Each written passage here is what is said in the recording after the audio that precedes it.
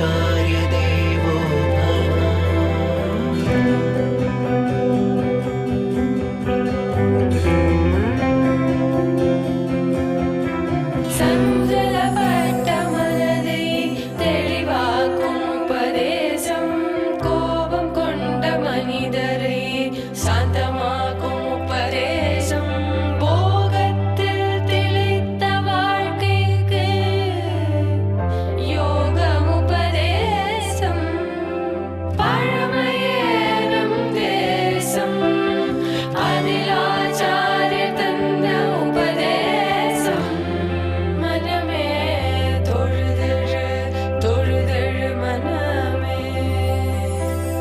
मातृदेवो भव पितृदेवो भव आचार्य देवो भव.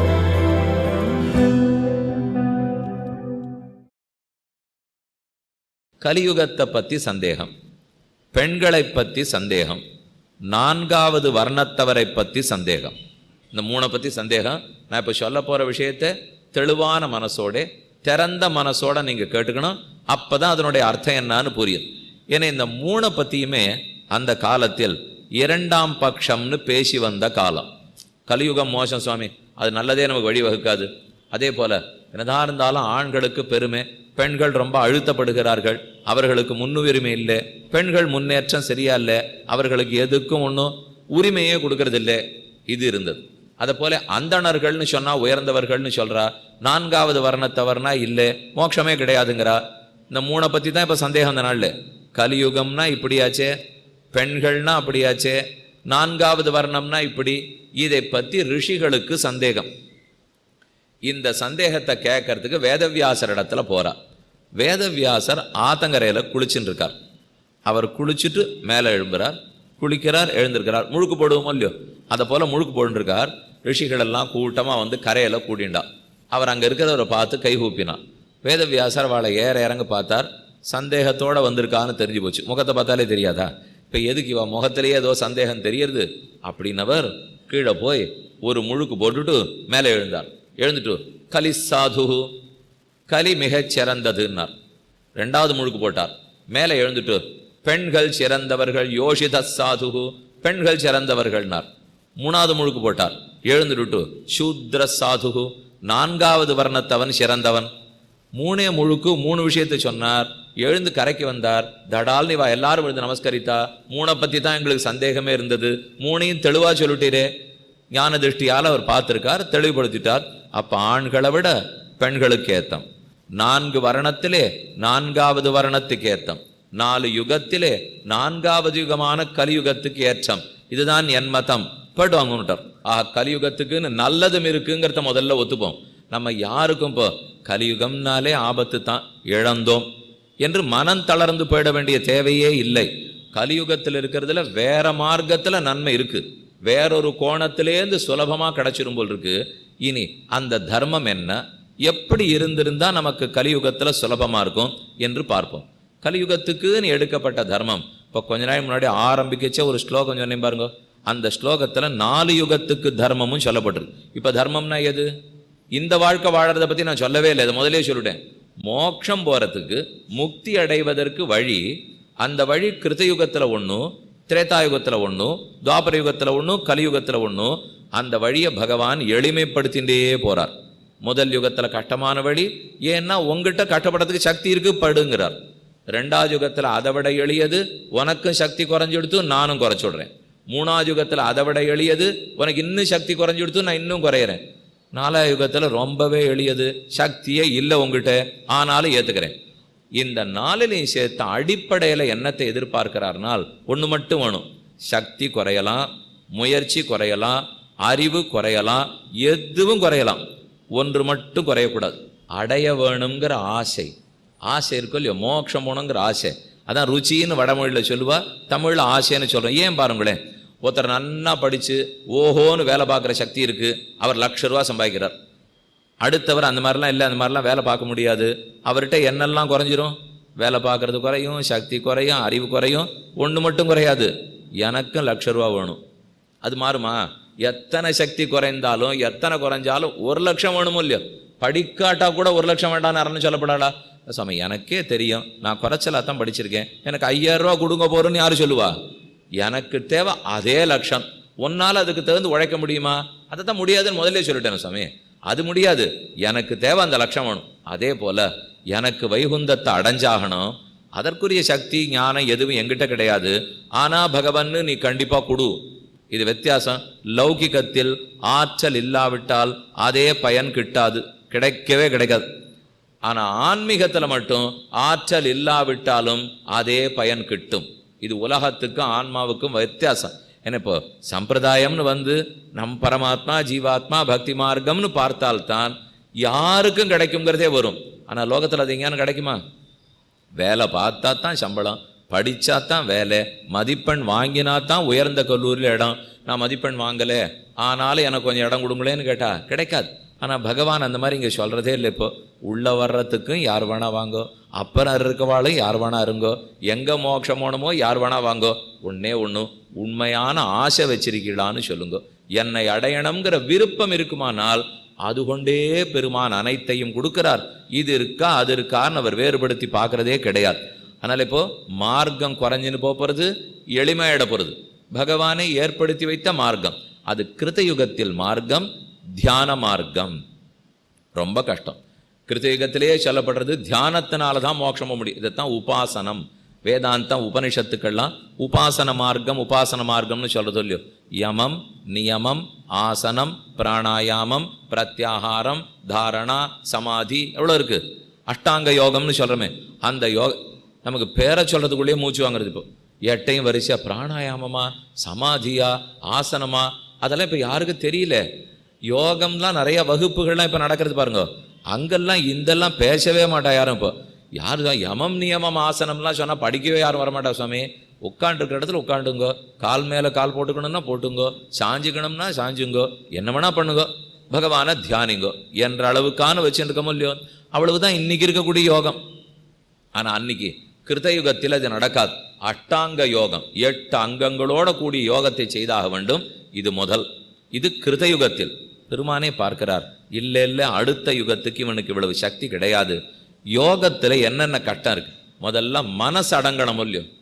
ஒரே விஷயம் யோசிச்சு பார்த்தீங்கன்னா, மனதால் செய்யறது கட்டமா உடலால் செய்யறது கட்டமா? எது ஒன்று மனசால செய்யணும்னாலும் அது புரிஞ்சுக்கிறது சுலபமாக இருக்கும், பண்ணுறது ரொம்ப கஷ்டம். அதே உடலால் என்ன செய்யணும்னாலும் புரிஞ்சுக்கிறது கஷ்டமாக இருக்கலாம், பண்ணிவிடலாம். பண்ணுறது கூட சிரமமாக இருந்தாலும் புரியும் இல்லையோ. இது உடம்பால் தான் பண்ணணும். கூட்டமாக நின்றுருப்பா, வரிசா மணிக்கணக்கில் காத்திருந்து பழம் வெத்தலை பாக்கு வாங்கிட்டு போய் பெருமாளை சேவிச்சுட்டு திரும்பி வந்துடுவா. அவ்வளோதெல்லாம் நீங்கள் நிற்கவே வேண்டாம். இது ஒரு மைதானம் வச்சுருக்கேன், ஒரு 10 நிமிஷம் உட்காந்து தியானம் பண்ணுங்கன்னா, சாமி அதெல்லாம் நமக்கு தெரியாது, நாங்கள் அந்த வரிசையிலே நிற்கிறோம், ஒழுங்காக உள்ளே போய் சுவாமியை கும்பிட்டு கொள்ளுகிறோம், நீர் கூப்பிட்றதுக்கு வரலன்னுடுவா. அப்போ மனசால் எது பண்ணணும்னாலும் கஷ்டம்னு தெரியுது. வாஸ்தவம் உண்மைதான், ஆனால் கஷ்டம். அதே கைகாலால் பண்ணுறது எளிதாயிண்டே போகிறதா. இது கிருத்தயுகத்துக்கும் திரேதாயுகத்துக்கும் மாறித்து. கிருத்தயுகத்தில் மனோவியாபாரம், மனத்தால் நினைத்து நினைத்து செய்ய வேண்டிய யோகம், அதில் தான் மோட்சம்னு பகவான் சொன்னார். ஆனால் திரேதாயுகம் வந்த உடனே யஜன் யஜ்ஞைஹி திரேதாயாம், யாகம் பண்ணு யஜ்ஞம் பண்ணு மோட்சத்துக்கு போனார். அதுக்கு ஒன்றும் மனசுக்கு பெரிய வேலை கிடையாது. யாகம் பண்ணோம்னா நிறையா நெய் வேணும், அரிசி பருப்பெல்லாம் நிறையா வேணும், ஹோமகுண்டத்தை வளர்க்கணும், ரொம்ப நேரத்துக்கு நெய் எடுத்து சேர்க்கணும், ஸ்வாஹா ஸ்வதா ஸ்வாஹா சொல்லிகிட்டே இருக்கணும், ஹோமம் பண்ணணும், பட்னி இருக்கணும், இவ்வளவுதானே. இதெல்லாம் உடல் ரீதியான காரியம். அப்போ 2வது யுகத்தில் யாகத்தாலும் யஜ்ஞத்தாலும் மோட்சம் அடைந்தோம். அப்புறம் 3வது யுகம் வந்தது, அதுவே கட்டமாக போச்சு. யாக யஜ்ஞம் மோட்சம் கொடுக்கும் வாஸ்தவம். அதுக்கு முதல்ல வேதம் தெரியணுமே, தெரிஞ்சான்னா யாகம் எப்படி பண்ணணும்னு தெரிய, அதை படிக்கிற ஸ்ரத்தையே எங்கள்கிட்ட போயிடுத்து. வேற வழி இருக்கானால் அர்ச்சனம் பண்ணுன்னு 3வது குறைஞ்சிட்டா. நிறைய நாமங்களை வச்சுக்கோ, புஷ்பங்களை பறிச்சுக்கோ, எதையும் எதிர்பார்க்காமல் என் திருவடிகளுக்கு சேர்த்துட்டே அர்ச்சனம் பண்ணு. அப்போ யஜன் யஜ்ஞைஹி திரேதாயாம் துவாபரே அர்ச்சயன்னு, துவாபர யுகத்தில் அர்ச்சன மார்க்கத்தாலே போ. அதுவும் கலியுகத்துக்கு வந்தது, கட்டமாக போச்சு. சுவாமி இப்போ நாங்களும் அர்ச்சனையெல்லாம் பண்ணுறோம். ஆனால் துவாபர யுகத்தில் சொல்லப்பட்ட அர்ச்சனை வேறு, இப்போ நாம் பண்ணிட்டு இருக்கிற அர்ச்சனை வேறு. துவாபர யுகத்து அர்ச்சனைக்கு பெருமை, எதையும் பதிலுக்கு எதிர்பார்க்காமல் செய்ய வேண்டும். இப்போ பண்ணுறோமா? கோவிலுக்கு போகிறதே என்னத்தை அவர்கிட்ட வாங்கிக்கலாங்கிறதுக்கு தான். எதுவாக இருந்தாலும் வேண்டுதல் பிரார்த்தனை அதை சொல்லிட்டீர்னா ஒரு பெருமாள் ஓஹோன்னு பணக்கார பெருமாள் ஆகிடுறார். இதே அவர் பிரார்த்தனை பெருமாள் இல்லை, அவருக்கு ஒரு வேளை தான் பூஜையே. அந்த கோவிலுக்கு நிறைய கூட்டம் போகிறதே, இங்கே ஒன்றுமே காணும். என்னால் அவர் போன வருஷம் வரைக்கும் ஒன்றும் பெருசாக இல்லை சுவாமி, பெருமாள் இப்போ தான் ஏதோ ரொம்ப பிரசித்தமாயிட்டாருன்னுவா. இப்படி அவர் எப்பவுமே பெருமாள் தானே, எப்பவுமே மோட்சம் கொடுக்குறதானே, என்னமோ தெரியல. அவர் பாட்டுக்கு சத்தமில்லாத இருந்தார் 4 வருஷம் முன்னாடி வரைக்கும். இப்போ அவருக்கே தோணி போச்சு போல் இருக்கு. புஸ்தகத்திலலாம் தம் பேர் வரணும்னு ஆசைப்பட்டார், எல்லாத்தையும் எழுதி விட்டுண்டார். இன்னைக்கு ஓஹோன்னு கூட்டமாக போகிறது. ஏன் போகிறதுன்னா அவர் பிரார்த்தனை பெருமாளாம். ஒரு பெருமாள் இருக்கார், கல்யாணம் பண்ணி வைக்கிறதுக்குன்னு பெருமாள் இருக்கா, வேலை வாங்கி கொடுக்கறதுக்குன்னு பெருமாள் இருக்கா, விதேசத்துக்கு வேலைக்கு அனுப்புறதுன்னு பெருமாள் இருக்கா, போயிட்டு வர்றதுக்கு வேற தேசத்துக்கு போனோம்னா சீட்டு ஒன்று வாங்கணும் இல்லையோ அதை வாங்கி கொடுக்கறதுக்குன்னு பெருமாள் இருக்கார். இதுக்கு அந்த பெருமாள் இருக்கார். அவர் வைகுந்தம் போகிறதுக்கு சீட்டு கொடுக்கறதுக்கு பெருமாள். ஆனால் இப்போ அதெல்லாத்தையும் விட்டுட்டோம்.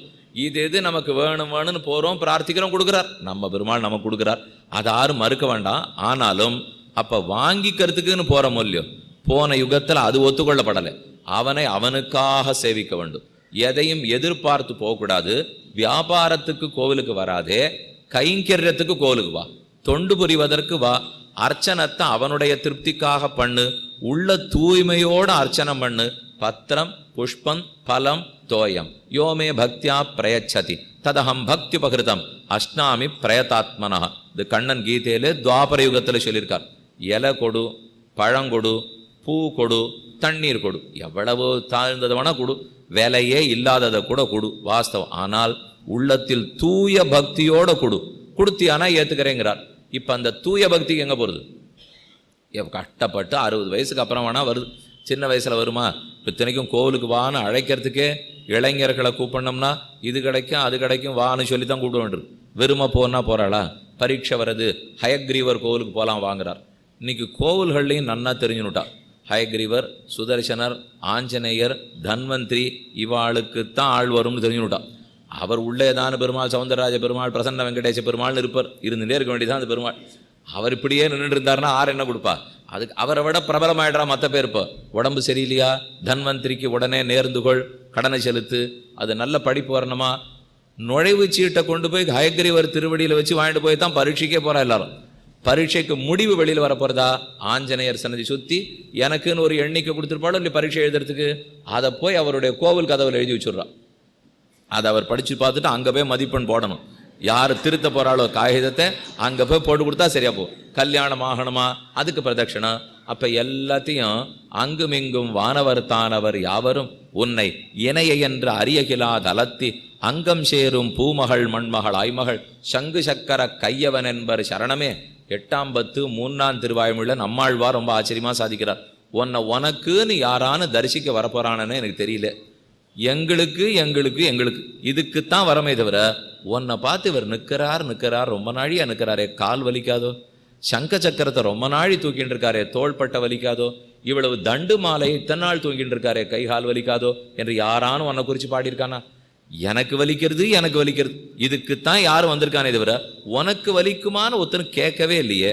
ஒரு வைகுண்ட ஏகாதசின்னா புரட்டாசி சனிக்கிழமைன்னா கார்த்தால் 5 மணிக்கு கோவில் கதவு திறந்து ராத்திரி 11 மணி வரைக்கும் பெருமாள் நிற்கிறாரே. நாம் சேவைக்கு போகிறவாள்லாம் என்ன சொல்லிப்போம்? இப்போ விடிய விடிய என்ன கூட்டம் வந்ததுன்னு யாரான் ஒருத்தர் இத்தனை கூட்டத்துக்காக அவர் எதுக்கு சுவாமி கால் கடுக்க நிற்கணும்? நாமெல்லாம் மாறிண்டே இருப்போம். இப்போ தேங்காய் உடைக்கிறவர் 4 மணி நேரம் கழிச்சு ஆள் மாறிடுவா, அர்ச்சகர் 4 மணி நேரம் கழிச்சு ஆள் மாறிடுவா, வாயிற்காப்போ 4 மணி நேரம் கழிச்சு ஆள் மாறிடுவா. பெருமானு ஒரு வேளை புரட்டாசி சனிக்கிழமை கூட்டம் ஜாஸ்தியாக இருக்குது, 5லேருந்து 9 வரைக்கும் நான் நிற்கிறேன், அப்புறம் 9லேருந்து 1 மணி வரைக்கும் நீர் வேற யாரா கொண்டு நிறுத்தி வச்சுக்கோன்னு சொல்ல முடியுமா? கார்த்தாலேருந்து ராத்திரி வரைக்கும் அவரே நின்னாக வேண்டியிருக்கு. நிற்கட்டும், அவர் நிற்க தயாராக இருக்கார். ஆனால் பார்க்குற யாரான ஒருத்தர் இப்படி போய் நிற்கிறீரே, நடந்த கால்கள் நொந்தவோ நடுங்க ஞால மேனமா இடந்தமை குலுங்குமோ விலங்குமால் வரச்சுரங் கடந்த கால் பறந்த காவிரிக்கரை குடந்தையுள் கிடந்தவார் எழுந்திருந்து பேசுவாழி கேசனேன்னு யாரானு பல்லாண்டு பாடியிருப்பாளானால் பல்லாண்டு பல்லாண்டு பல்லாயிரத்தாண்டு உன் சேவடி செவ்விதிருக்காப்பு பாடுறதுக்கு ஆள் இல்லை. அன்னைக்கே பெரியாழ்வார் வருத்தப்பட்டார், உனக்காக பார்த்து ஒத்தரும் பாட போறதில்லை, எனக்கு என்னாச்சுன்னு தான் வரப்போறான், உனக்கு நான் தான் இருக்கேன்னு சொல்லிட்டார். பெருமாளும் திருப்தியா சொல்லிட்டார், நீர் ஒத்தர் இருக்கீரோ இல்லையோ போரும், வேற யார் இல்லாத பத்தி எனக்கு கவலை இல்லை. இப்போ நீர் எனக்கு பல்லாண்டு பாடும், ஒத்தர் இருந்தாலும் அவருக்கு போரும், நாம் பாடி அவருக்கு ஒன்றும் இப்போ ஆக போகிறது இல்லை, நாம் போனாலும் அவருக்கு ஒன்றும் இல்லை, போகாட்டாலும் ஒன்றும் இல்லை. நமக்கு வேணுங்கிறதுக்காகத்தான் நாம் போய் கொண்டு இருக்கிறோம். மழை ஜலம் ஓஹோன்னு கடலில் போய் கொட்டுறது, ஏதான ஒரு அங்குலம் கடல் மட்டம் உயர போகிறதா, மழை வராதனால குறைஞ்சி பட போகிறதா? ரெண்டுமே இல்லையே. கடல் கடல் தான். தண்ணி ஆற்று நீர் போனாலும் ஊற்று நீர் வந்தாலும் அதை போட கடல் வண்ணம் தானே பெருமாள். நாம் போனத்தினால போகாதனால ஒன்றும் இல்லை. இப்போ காலியாக இருக்கிற கோவில்லாம் பெருமாளுக்கு பெருமை குறைச்சல், கூட்டம் வர்ற கோவிலெல்லாம் சாமிக்கு என்ன பெருமை ஜாஸ்தியான்னு? எல்லா பெருமாளும் ஒருத்தர் தான். போகிறதுனால நமக்கு லாபம் பெறுகிறோம், போகிறோம். அப்போ துவாபர யுகத்தில் லாபம் கருதாமல் போனார்கள், பிரதிபலனை எதிர்பார்க்காமல் சென்றனர். ஆனால் கலியுகத்தில் அதுவும் போச்சு. இப்போ மார்க்கம் மாத்தியானம். முதல் யுகத்தில் என்ன பார்த்தோம்? தியான மார்க்கத்தாலே. ரெண்டாவது யாக யஜ்ஞங்களாலே. மூணாவது அர்ச்சன மார்க்கத்தாலே. நாலாவது கலியுகம்.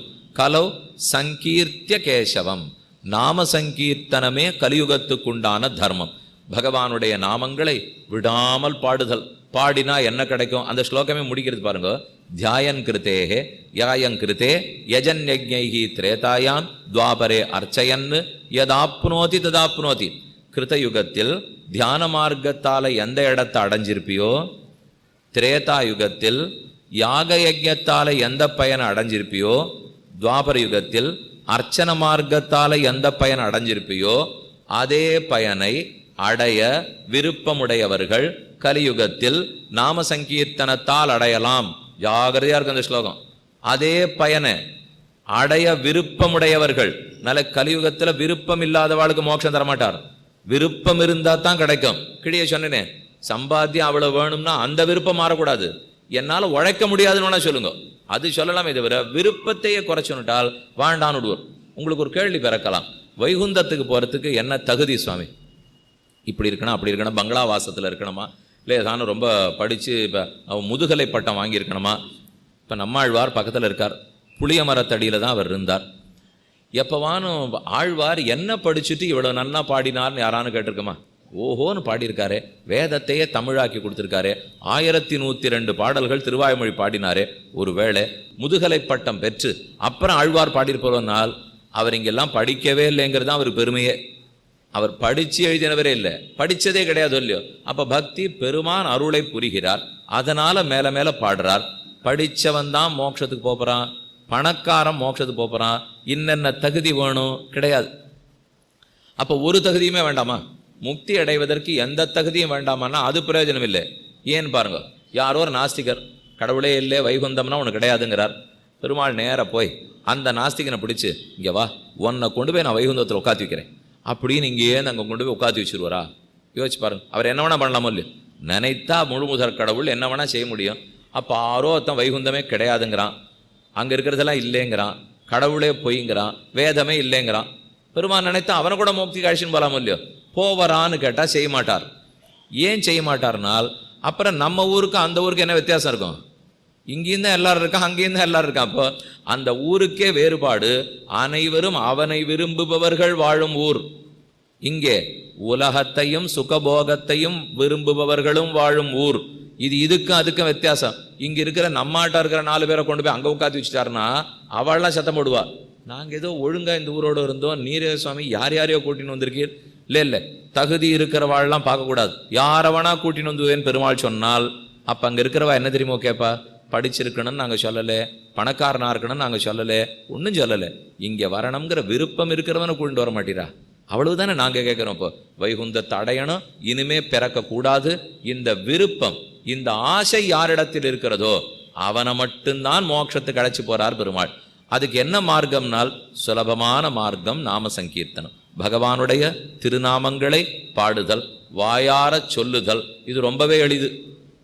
ஏன்னா அவர்னா கூட கோவிலுக்கு போகிறோம், பெருமாளை சேவிச்சுடலான்னு வச்சுங்க. இப்போ என்னைக்கோ பிறந்த ராமனையோ கண்ணனையோ தரிசிக்கணும்னா முடியுமா?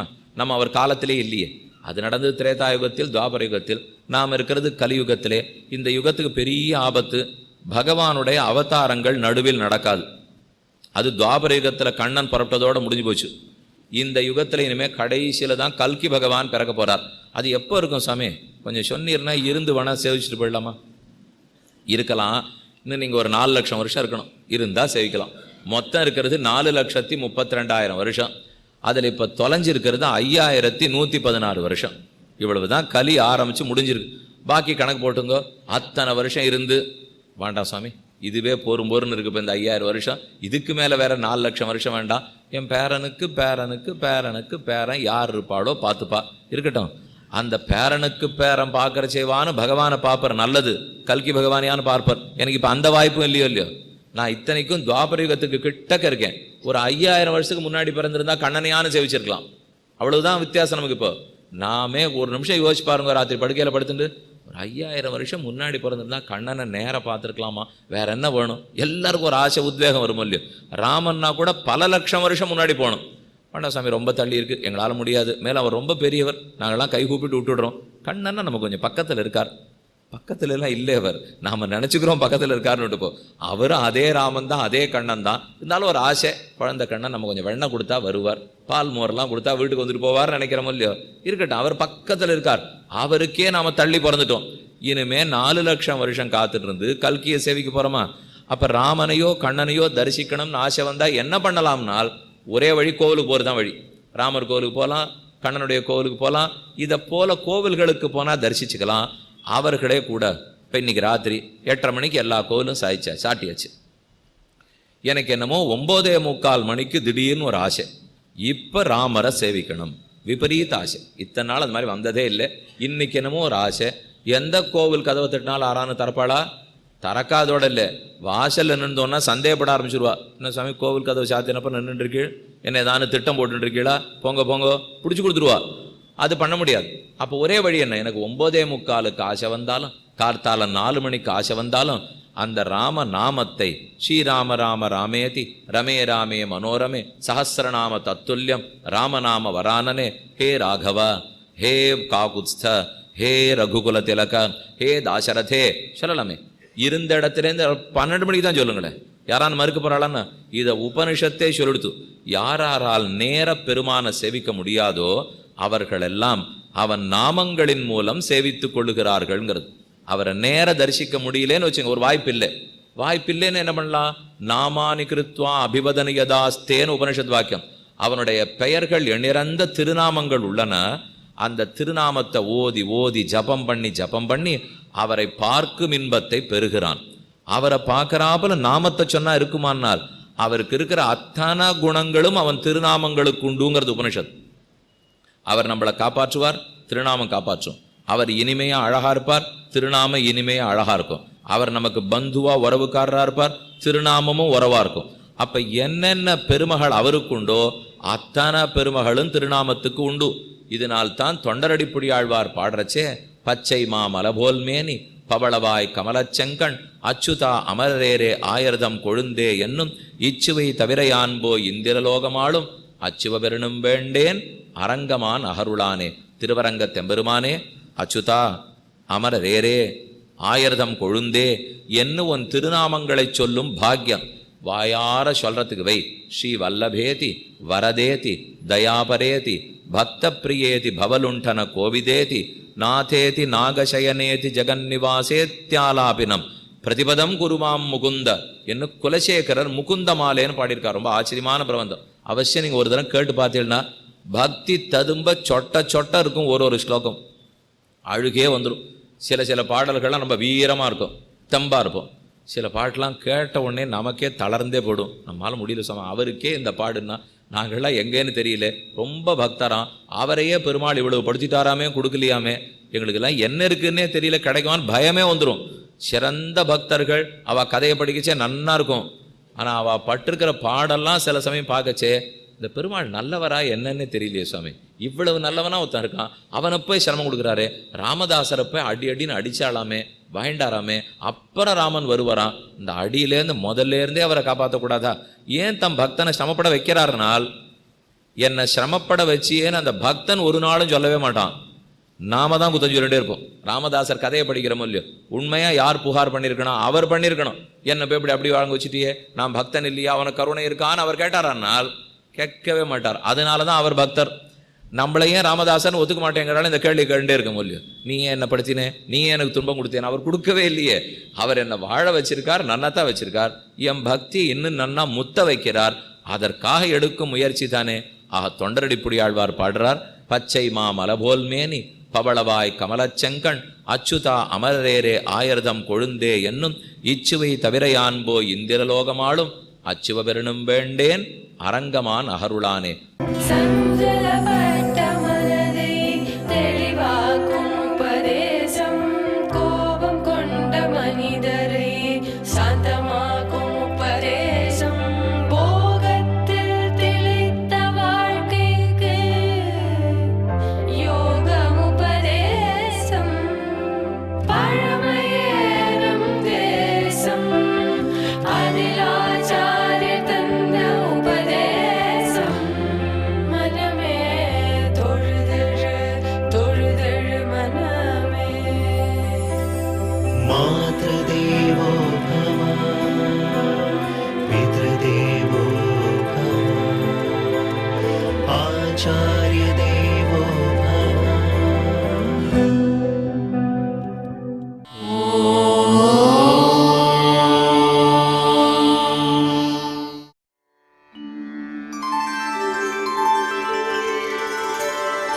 विना वेङ्कटेशं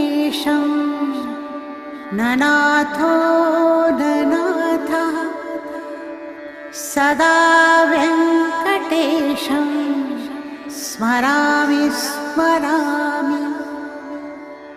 हरे वेङ्कटेश प्रसीद प्रसीद,